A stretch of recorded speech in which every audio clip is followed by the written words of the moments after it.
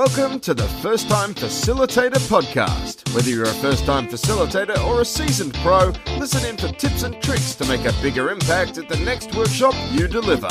And now, your host. You won't ever need to twist her arm to join you for a glass of bubbles, Leanne Hughes. Hello and welcome to the show. I'm your host, Leanne Hughes, and I'm here to help you develop and deliver workshops that kill. Now, every time I prep for an episode, I send our guests some draft questions, but I also let them know that the conversation may go in a different direction. And this episode was no different. So tune in if you're interested in discovering what makes your facilitation style unique, what topics you should focus on, and how you can one day, if not already, monetize your skills as a facilitator. A couple of weeks ago, I released an episode announcing the new Facebook group, the Flip Chart, and it's great to see some new folk join us this week. So a big shout out to the following people who took action and joined the Flip Chart group on Facebook. So welcome to Lisa Nelson, Sivika Silla, Kat Thompson, Carolyn Murphy, Carolyn Stewart, Tracy Deegan, Katie Galvano, Nitsan Hallel, Karen Robinson, Sonia Pastuov-Pastine, Zach Drips, Mia Shilkin, Oscar Trimboli, Michael Hilborough, Lani Levy, and Nam Pham Hai. Now, apologies if I've mispronounced your name. Please let me know and I'll read your shout out. I know the first time that I got mentioned on a podcast episode, I was absolutely thrilled, but I guess it isn't much of a thrill if your name's been pronounced incorrectly, so please let me know. Now, moving on to the guest this week. Her name is Sarah McVanel, and a listener of the show, Aminata Ndoy, based in Canada, recommended Sarah to me. Now, Aminata made the introduction over email and said, I'd like to introduce Sarah McVanel from Greatness Magnified.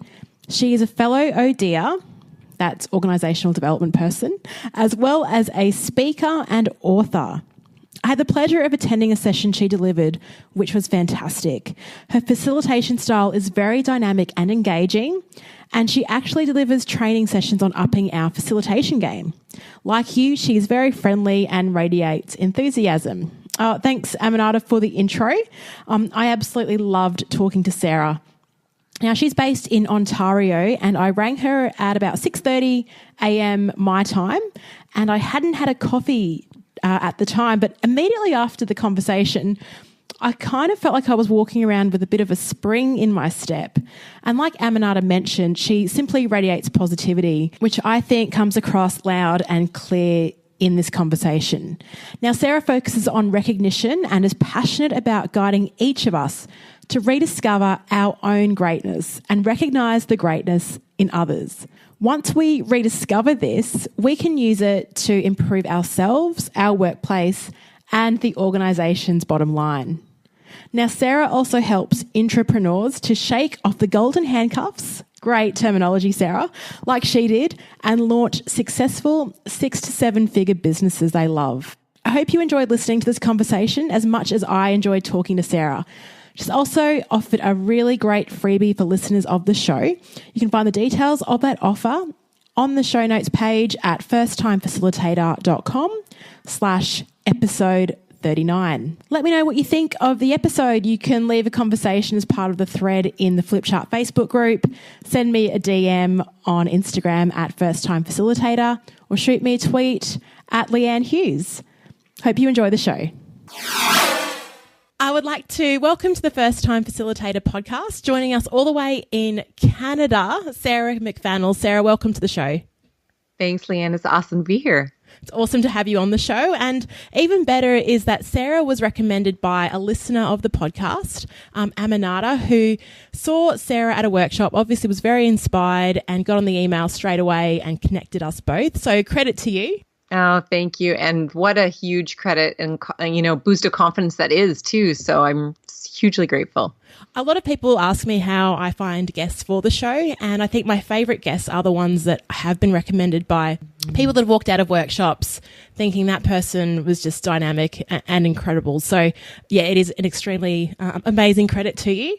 Now, I'd like to start by finding out how you've actually got into the field of facilitation, of organisational development. What led you down the path to where you are now? Well, it's such a beautiful cousin to adult education. And that actually started when I was in my undergrad. I went to a university that really believed in hugely supporting their undergrads. And so by the time I was a senior level undergrad, there were a few teacher's assistant positions open for the really huge first year psychology course. This was my undergrads in psych, that I was able to become a teacher's assistant. And then I just consumed every opportunity possible to learn how to be a really great educator of people in the university system. But so much of that's transferable to working with motivated adults and professionals.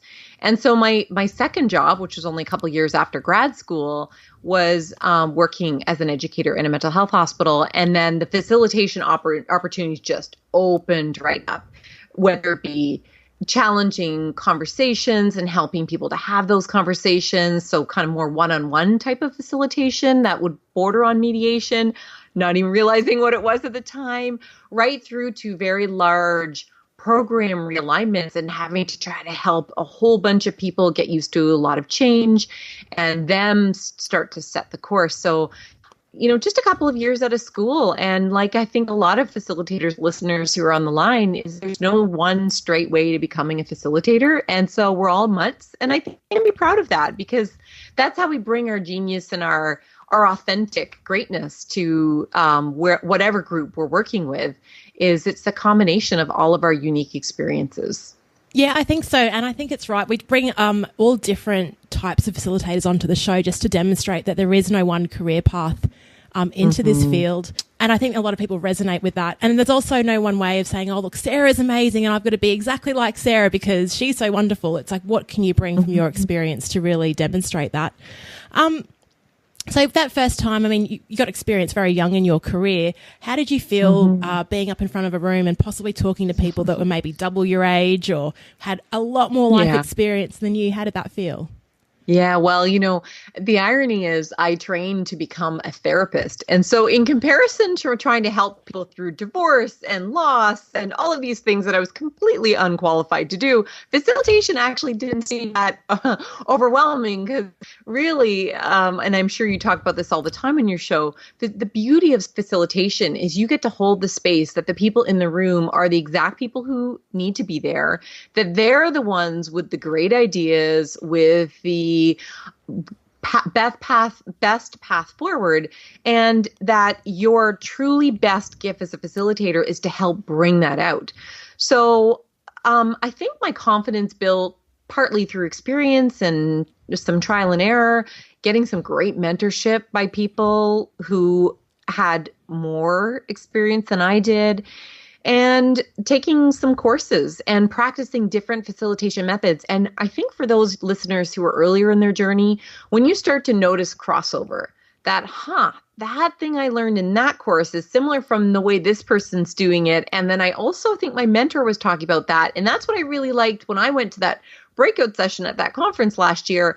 That's where you start to get your facilitator legs underneath you, because you're seeing the synergies and you're seeing what works for you, and you begin to start to trust your authentic voice as a facilitator. Yeah, it's really true about the linking is really important, and not forgetting that as soon as you're out of a workshop, you take that hat off. It's like it's always with you. I know sometimes if I'm shopping or I hear a song, I think, oh, that relates to blah blah blah, or something will happen in my life, and I think that's a really great example of explaining the grow model in leadership. Right. Yes. Yeah, I love that.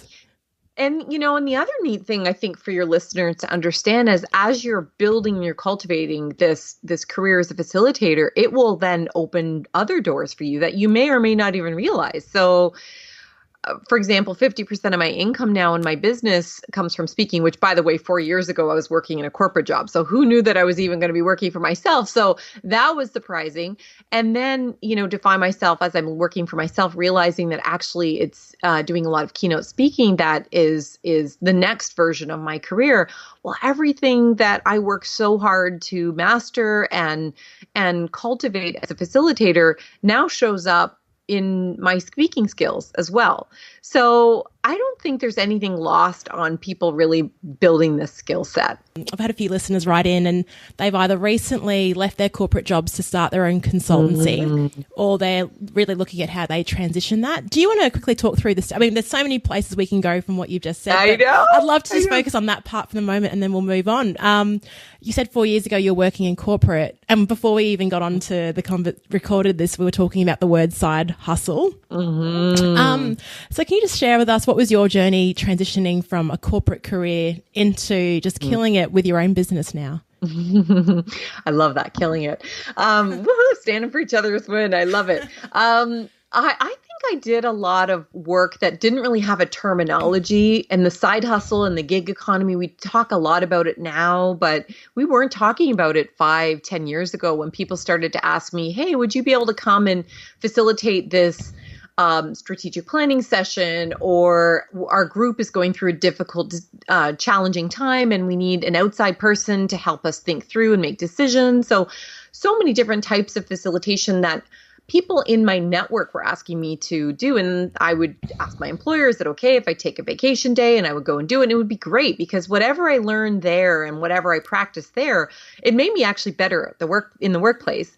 So that was, I guess, the first version of my entrepreneurship journey, was actually while I was still working. And I know that you have that same situation where you're working full time and then, you have your side hustle. That's such a great risk-free, confidence building, risk reduction way to start your entrepreneurship journey, and to really also see what is your genius. Because when I went out into the workplace, and it was actually precipitated by a very serious mental health crisis of one of my kids, and my son's doing incredibly well now. So this is all a very good story. So in case any listeners are, oh my gosh, it's all good, everybody. It's good. But it's good because I took all the skills and my passion that I had in my corporate life, and I found a way to be able to monetize them. So I definitely worked very hard in that 5 months notice that I had given to try to figure out how do I connect in with people and let them know that this is what I'm doing now, and that I will be available as of January 2015 for hire. And you know what? The amazing thing is, because facilitation is such an adaptable, flexible, agile skill set, and because people grasp what that's about, even if they don't use the word, I need a quote facilitator, they can describe it and you're like, yes, I have something in that bag of tricks that can help this client. So I was able to start earning money right away. And then I started to get wise to the idea that, and this is from mentorship, this wasn't just my own idea, but really listening to people who were crushing it in biz. And they said, you really need to focus on one core area of expertise, because people pay more and respect specialists more than generalists. And a lot of us as facilitators are generalists. And that's really, really good as you're growing your career. However, we're going to notice there are things that we're better at than others, that we like more than others. And it's okay that you can like lots of things, or that you can be really good at lots of things. But what do you really love? If you could only focus on one thing for the rest of your days, if it's governance facilitation, if it's strategic planning, if it's imploding teams, if it's working with executive teams, what is that sweet spot that you absolutely love? And really cultivating and harnessing that really was the next phase of my entrepreneurship journey, was really respecting that my area of expertise is recognition. And when I can help leadership teams, when I can help groups of middle managers, when I can even help frontline staff, whether it be in a keynote right through to a half-day facilitated workshop or facilitated planning session, to really tap in and leverage that I know they're going to have breakthrough results, because this is what I saw in my corporate career as an organizational development expert. So that's, just in terms of a journey, it's a lot of trial and error, but of course, that's exactly what we experience as facilitators, right? You have to, quote, trust the process. So, man, do your words come back to bite you when it's like, oh my gosh, in my own life, I have to, quote, trust the process too. And to your point, it's been hugely not only beneficial of having a much happier, healthier family life, but also my lifestyle's better. Financially, I'm bringing in as much money, if not more, than in my corporate job, which in Canada, if you make a certain amount in the public sector, it has to be reported in the paper. So, it was a pretty decent income. And the great thing is I get to do what I love every single day. And if the client isn't the right fit, I don't have to keep working with them if I don't want to. And I love most of my clients, don't get me wrong, but occasionally there's that's not a good fit. And it is okay for it not to be. Yeah. My head's just going in so many directions. But what I want to focus on, I guess I want to talk about your recognition stuff in a moment, but you said something really interesting, and I was Googling this a lot earlier this year. So I was asked to facilitate an internal global strategy day. And I'm thinking, this is interesting because I work for the company and they usually go external. And I was Googling articles about, should you bring an external in versus an internal? There's pros and cons of both. Because you've worked in both, you've been an internal, then you've been an external. What is the value that external person can bring? What's the value of the external person? Yeah. So of course, like so much of what we talk about in facilitation, really understand what the core objectives are. So if the objective is from the external facilitator side, neutrality, not worried that people won't speak up and say something, people feeling this individual isn't connected at all to the outcome, that they feel completely disconnected to that, that people perhaps respect in your culture external people more. That is a reality. Sometimes we value externals, such as just take a look at your hiring practices. If you hire and people get promotions based on hiring from outside versus hiring from within, that is probably your indication that you also need an external facilitator. Whereas the flip side is that if you have a culture where we really value our internal people, we work very hard in succession planning and fostering and building our talent, to have an external person that can do an internal individual's job would almost feel like, I don't want to say slap in the face, that's a violent analogy, but it could feel like a disconnect. And frankly, it's not recognizing and valuing your own talent. And either way, what I would say is, so let's say you really feel for this particular engagement, an external facilitator, you want to either try it or it is the way to go. And you've got your reasons. I would still respect your internal people by going to them and say, hey, I know you could do an amazing job. Leanne, you are a rock star. You're so good. You've done this for us before. I want to just give you a heads up. We are going to go and we're going to ask an external facilitator to bid on this project. Please know that it is not a slight on your abilities. The motivation for that is A, B, and C. And most people will say, great, how can I help then? And then actually what the nice thing that can happen, and this is where I've seen external facilitators really, you get huge value, is your internal people can learn from them.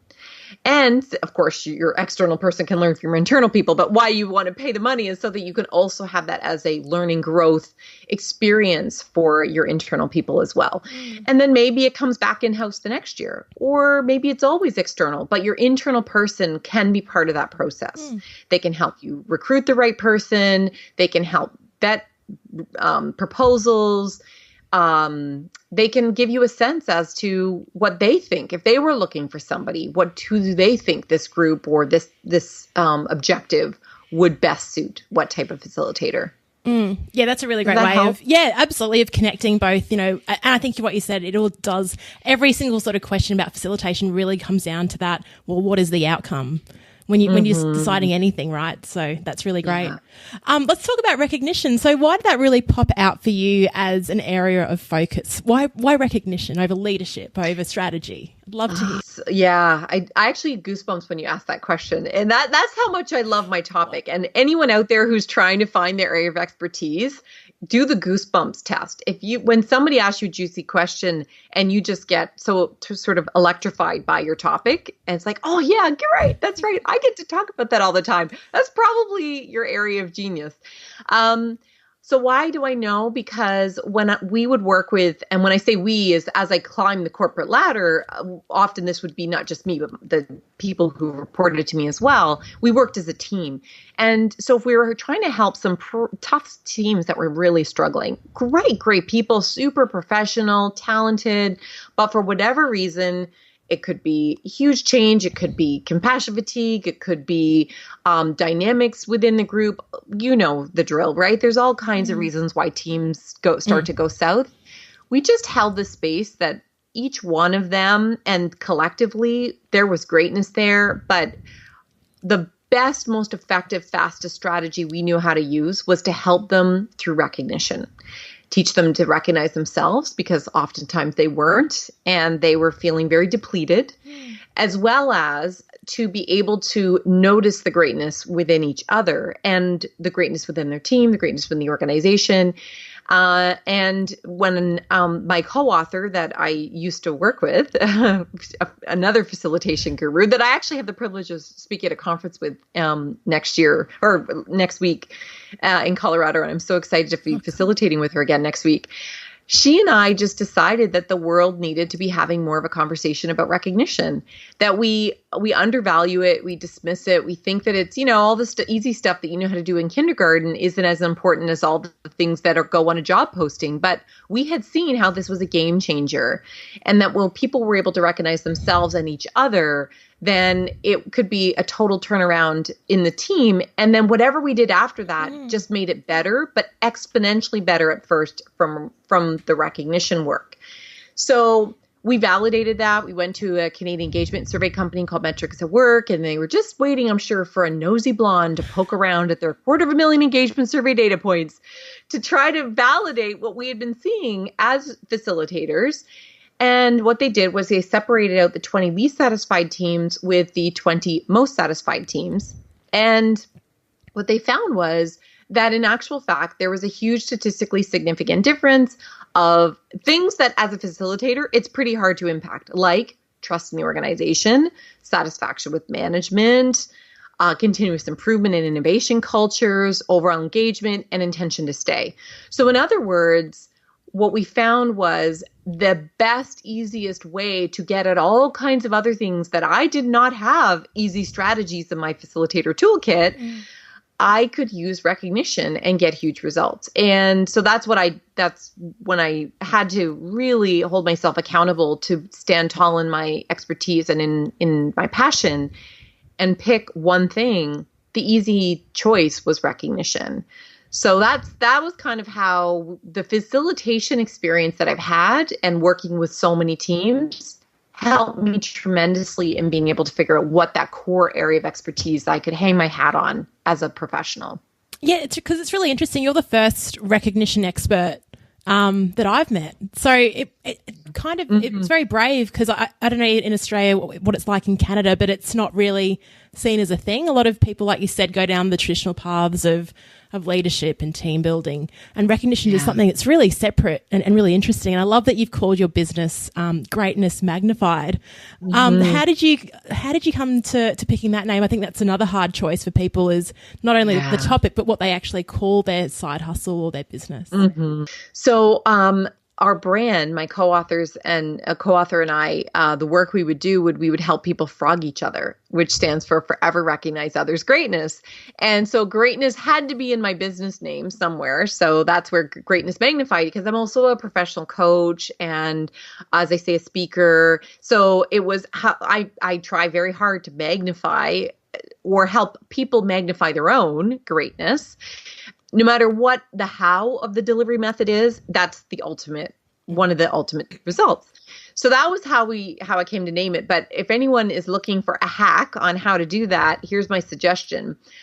Brainstorm lists and send it out to people you trust.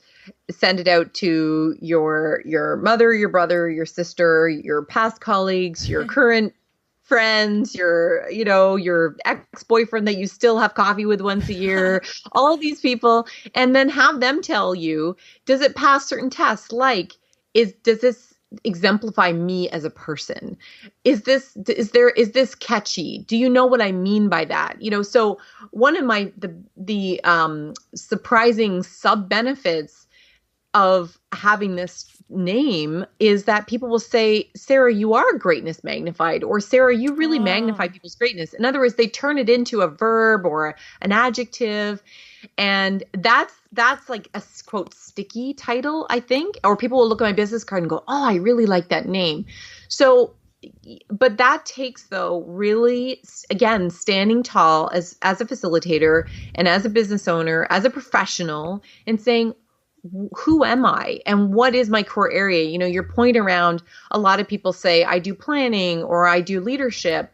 I think we have to get braver to be able to earn what we deserve because of all the education, the experience, your passion, your depth of knowledge in all the investments that you make every single day to be the professional that you are. I really firmly believe that is worth getting paid for.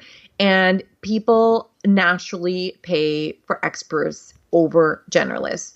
And I know this is not all about money. And put it this way, I know a lot of the people that listen to your podcasts they have families, or they want to have a family. Even if you're at the end of your career and you're getting into facilitation, you probably want to spend time with your grandkids. You probably also want to do fitness. You want to pursue your hobbies or get back to hobbies. If you have one core area of expertise, then you don't have to be up on the literature 100 different places. And this is where I think, frankly, we have it a little easier when we're specialists, whether you are a specialist within your organization or a specialist on your own, running your own side hustle, your own full-time business, is when you stand tall in that area of expertise, because how you do it, your amazingness as a facilitator, that goes with you no matter what your area of expertise is, right? Sometimes we get focused on the how. I do it this way, and then we brand ourselves and we attach it to somebody else's methodology. But then they're the experts and you have to go along for the ride, and you'll never be able to charge what you're worth until they, let's say, get so famous and they charge so much that it's kind of like, okay, well, you can't afford me now, hire Sarah or hire Leanne. But that's one of the mistakes I see a lot of facilitators making when they first launch their side hustle or their full-time business. At least in my version, it's a mistake, is giving away your power to somebody else's brand.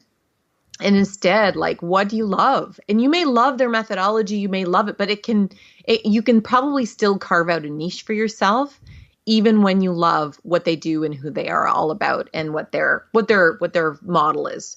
Oh my gosh, this is so powerful. And I hope everyone's listening to this bright and early on a Monday or Tuesday morning and getting completely motivated, because I certainly am. Good. I'm still trying to figure out what my niche is. I really like, the other week I was running a session on creative thinking and I just could not read enough about it. I love talking about ideas. So I'm thinking that's kind of where I might go down and help people believe that they are more creative than a lot of people just say that they're not. So, but I also love the Strengths Finder tool, and I was like, maybe I need to focus on that. So it's actually really interesting what you're saying right now with, it's very timely for me, and really to figure out and to test my ideas with my friends and say, does this actually reflect who I am? Because it's sometimes really difficult. We think we know ourselves, but it's really difficult to judge that, isn't it? It is, for sure. And getting feedback from people that you trust and you value, I think is a great strategy.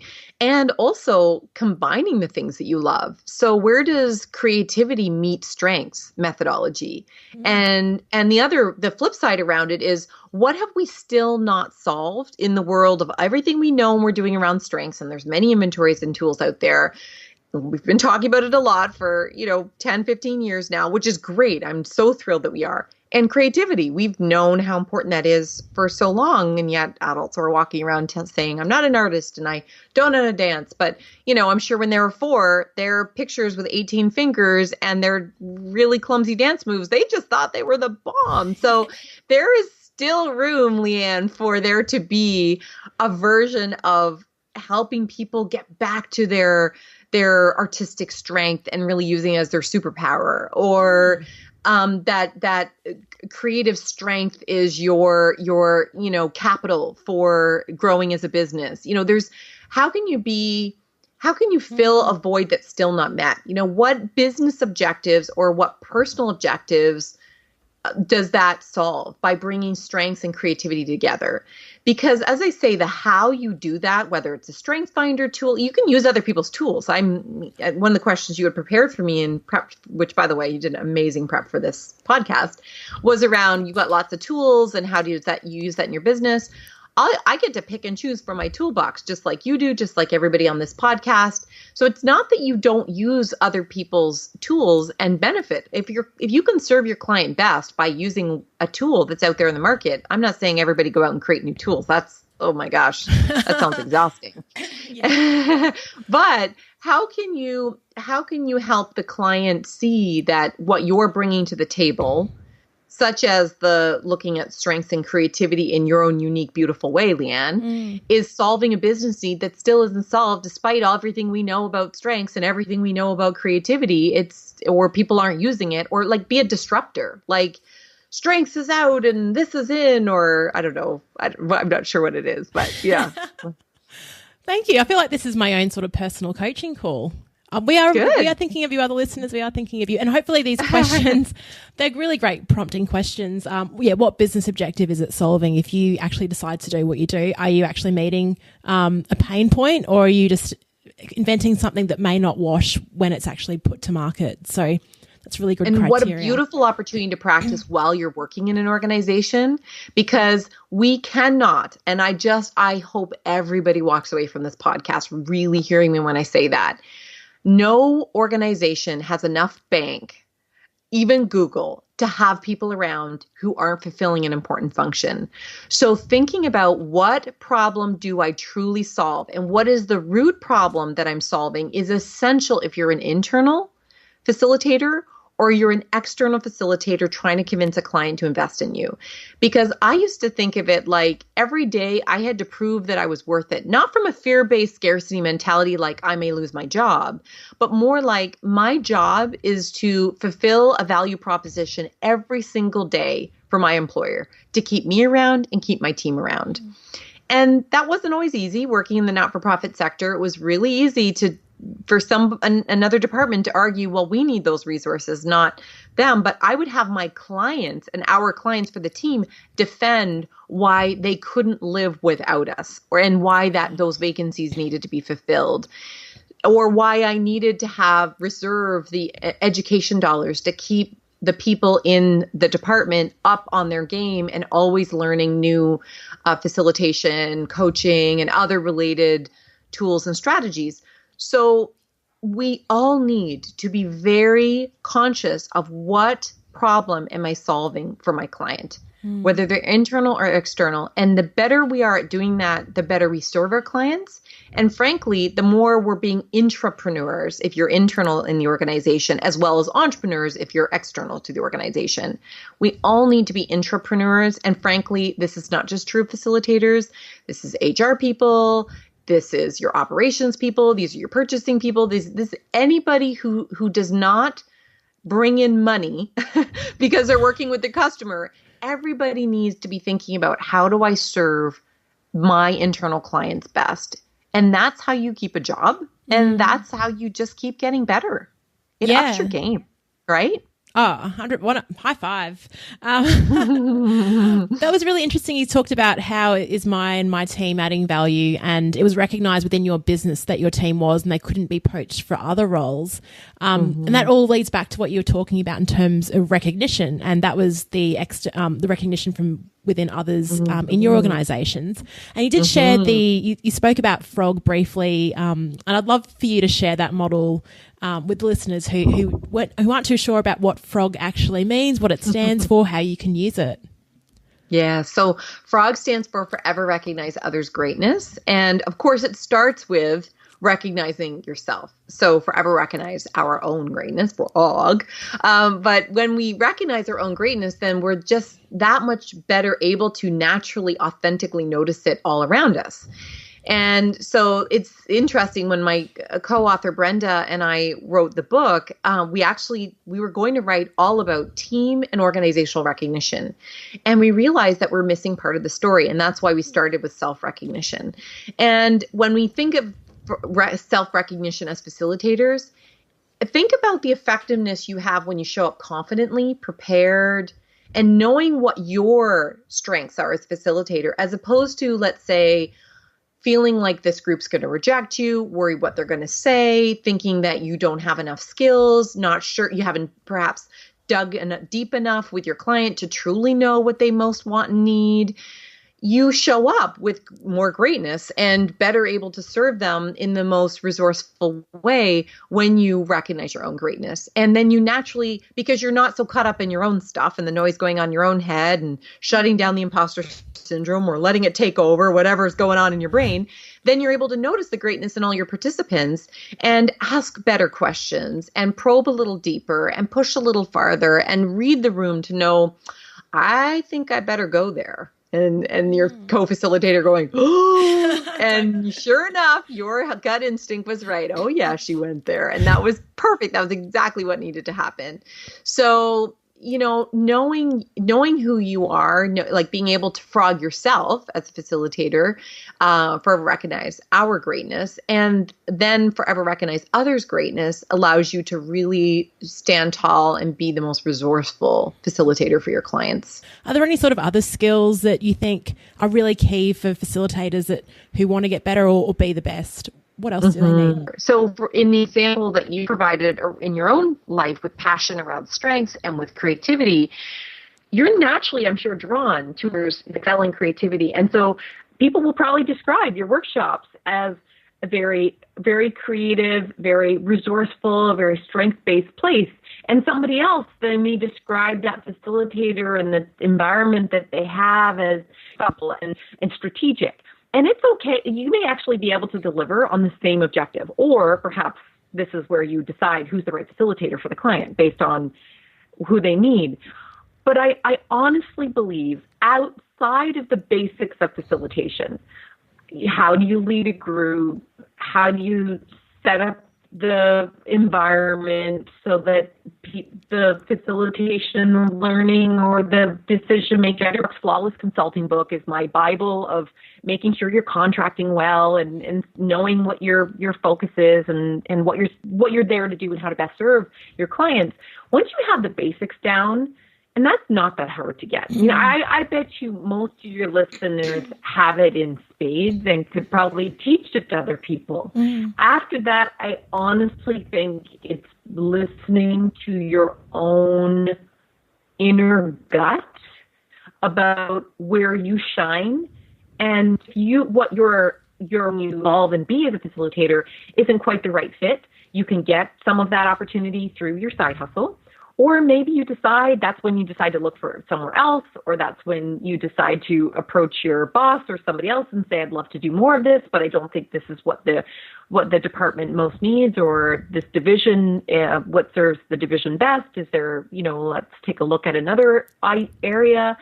And I think that's actually, it's being unselfish by being able to be very curious about your greatness as a facilitator and to really cultivate and nurture and develop that skill sets.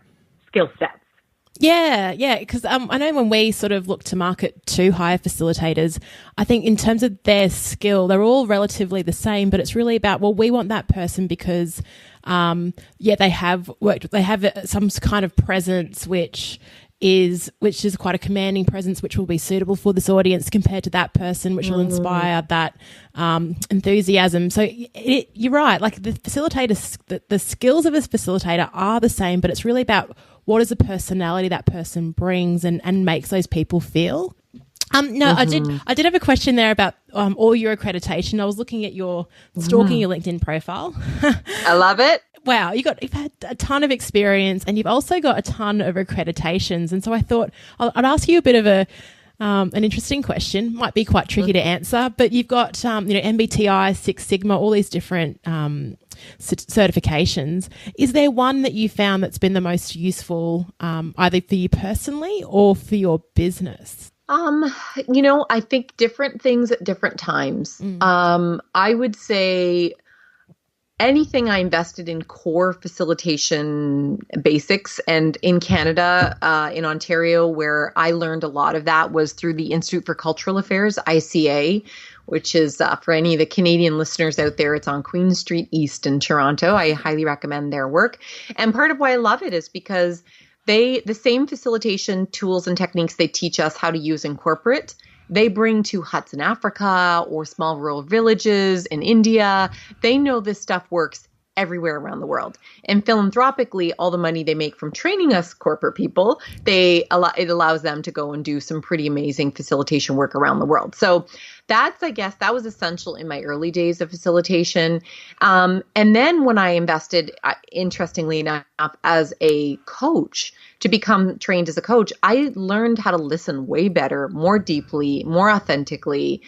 I asked better questions. I just was a more curious facilitator.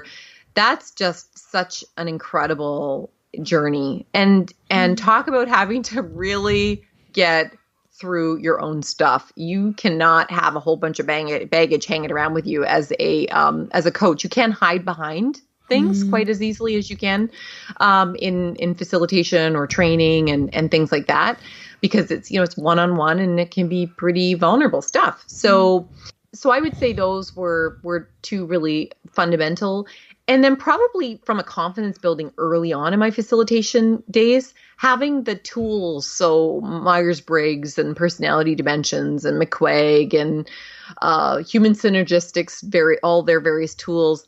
I will just say, though, that I hardly ever use them now, partly because I'm just so much more confident in being able to find the right tools and fit for my client. So although I think it's really good to have a very big, juicy toolkit as a facilitator, we also have to balance that with being careful that we're not trying to have every client as being a solution.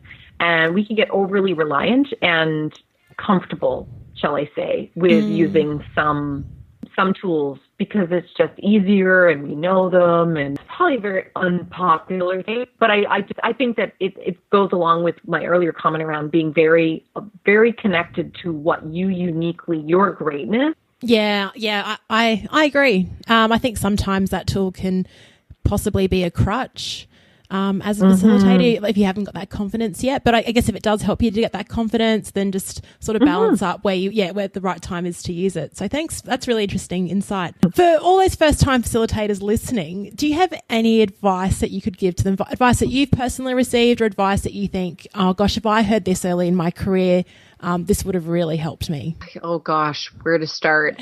I would say probably the thing I wish that somebody had told me was, do you know by being a facilitator and the type of expertise that you have, you already are an entrepreneur?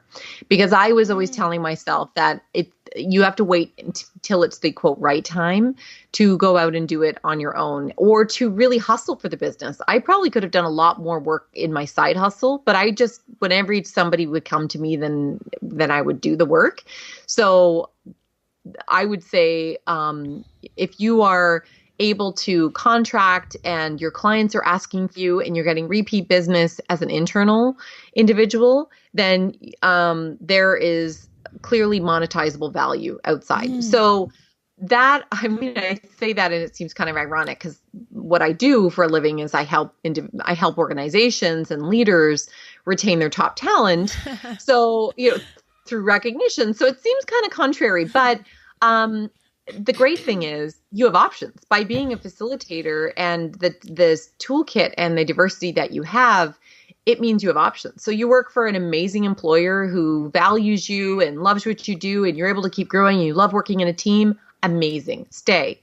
If you are not being treated as the value commodity that you are, if you don't love what you do, if you work in a toxic environment, if your team is great, but all the clients you serve just feel like they're just not a good ethical fit or a good values fit, then please know that you have a monetizable business within you already. Otherwise, you wouldn't still be employed, and people wouldn't be asking for you. So that's, I guess, what I wish somebody had told me was that all of these skills. And it's not that the market is saturated, because this is what I assumed. This was my biggest inner critic message. Well, there's lots of those quote consultants out there, and consultants almost had, like, I hate to say it, had a dirty word in my head, because I painted everybody with the same brush, which totally was not fair. And I wish I could undo that sort of thinking. But what I realize is that when you truly solve clients' problems, and leaders, staff, frontline staff, customers, or just organizations as a whole are dealing with tremendous challenges to be able to stay in business, to be able to keep their jobs, to be able to keep working, to be able to keep doing the work that adding the value that they're trying to add in the world. You could be the person that helps them stay in business, or that helps them double their growth, and that helps them, make it a better place to work, whatever those goals are. So yeah, you're whatever your genius is, whatever value you're already offering, there is a monetizable business in there, and just believe that you may not know what that is yet, but it's there. Amazing. Sarah, I feel like this has really been a personal coaching call, but we've talked about. I would do a lot less talking if it were coaching, but I'm glad that it sounds like you got some value, which I'm glad. I definitely did, and I know that our listeners will too, and I'm sure they're very excited about asking themselves these questions after listening to this, and really figuring out, brainstorming what it is, and sharing that with family and friends and trusted advisors. So we spoke about so many topics, side hustles in particular, recognition, and how it's important to really find your own style. If people want to continue their conversation with you, where can they find you? Of course, they're welcome to go to my website, Greatness Magnified, or as you say, stalk me on LinkedIn. That's really hilarious. I love it. But you know what? I'll give you, for the show notes, a link into my calendar. If people want to have a 15-minute chat, if something in this conversation really resonated for them and they want to maybe begin to process some of these things that they've been thinking about around, could I have a business here? And what transferable skills do I have as a facilitator? And or how could I build this in as my genius in my current job, so that I have options, because who knows what's going to happen to the economy in a few years from now.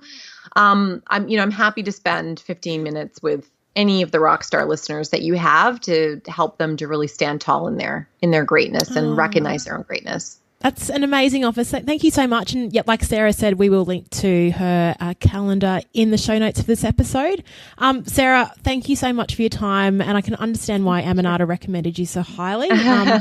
Just to know that you can motivate just through the power of audio is an incredible skill as well. So well done to you. And thanks so much for your insight. We could have spoken for hours. Well, maybe we'll have a part 2 conversation. Yeah. And I'd love it based on, if the listeners have something that they'd like to hear more about, how facilitation intersects with a speaking career, or more on any of the other things that we've talked about, then, if you're interested in having me back, Leanne, I would love to have a part 2. Amazing. Let's do it. We'll tee that up. Okay.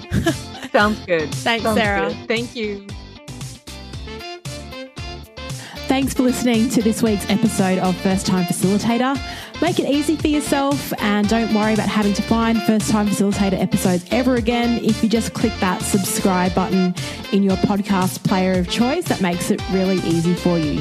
I'd love to hear your thoughts on the show. You can either DM me on Instagram at First Time Facilitator, tweet me at Leanne Hughes, link up with me on LinkedIn. You can just search for Leanne Hughes, or join the Facebook group, The Flip Chart, and stay engaged with fellow listeners. Chat to you next week.